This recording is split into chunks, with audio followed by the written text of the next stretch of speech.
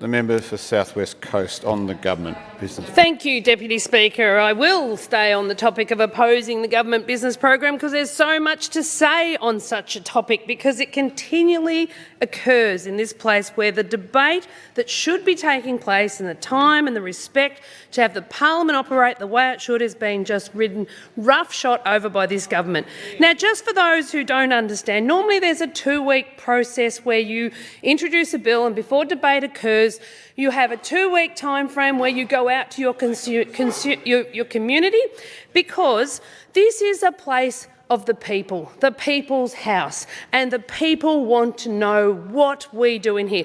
That's called consultation, and that process has been a tradition for decades and decades, until we see this very arrogant government who can't get themselves organised and run out of things to do, and so introduced bills without the process being respected and give no time for that consultation, like we saw with the last bill that was introduced, and only 6 days being allowed to consult with your community. Now, some of you may not find electricity very exciting. Some of you may think this is not an important bill. But in my community, electricity is a very important discussion because of the increased costs, the lack of security and the fear people have who run dairy farms, who have businesses like the abattoirs, like the dairy processing factories, the aluminium plant, who rely heavily on secure, reliable, affordable power.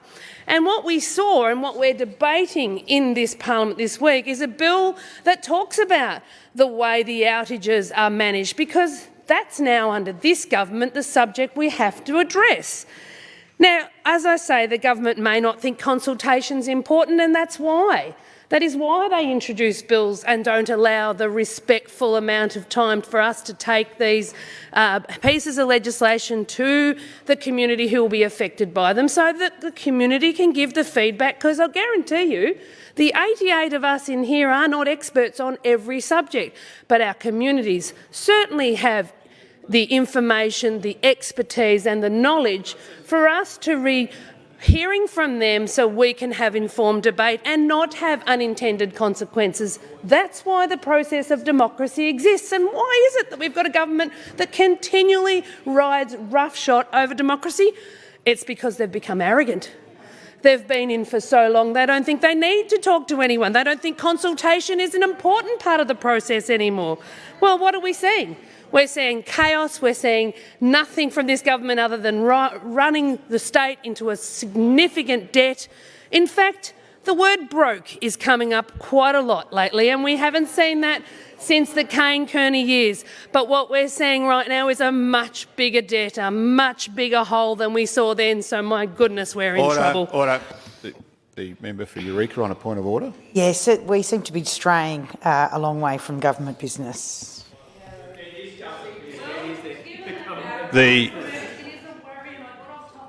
On the point of order, member for South West Coast? No, sorry, no point of order. Okay. To continue on the government business program. Thank you, I will. And so that will lead me to the fact that we've been asking in this parliament for a very long time now for the respect of the process, so we can do the role we're asked to do, and that's represent our communities. We asked in the last parliament so many times to go into consideration of detail so that we could actually debate the bills and have the minister at the table go through clause by clause so we can get a better understanding of the unintended consequences that we know will happen if we don't have proper debate. But oh no, how many times did that request get refused? Well, in the whole 4 years, I think we did that once or maybe twice. It could have been twice. Well, that means this government thinks they've got it all right. But and that's not true either, because we saw many times where they had to amend their own bills because they hadn't got it right. So a bill that comes into this place with 6 days to debate it shows pure arrogance. And that's from a government who won't listen to a community, like they haven't listened to my community about how desperately in need we are for roads funding. And what have we seen in this budget? Road cuts. I can't believe they've cut the roads funding again. Order. The point of order, member for Eureka. Government business program. Thank you, member. Back to the government business program. The Speaker's previously ruled on. Thank you. For the last 9 seconds, I'll leave it with the fact of the matter that this government has ruined the state of Victoria. We are broke.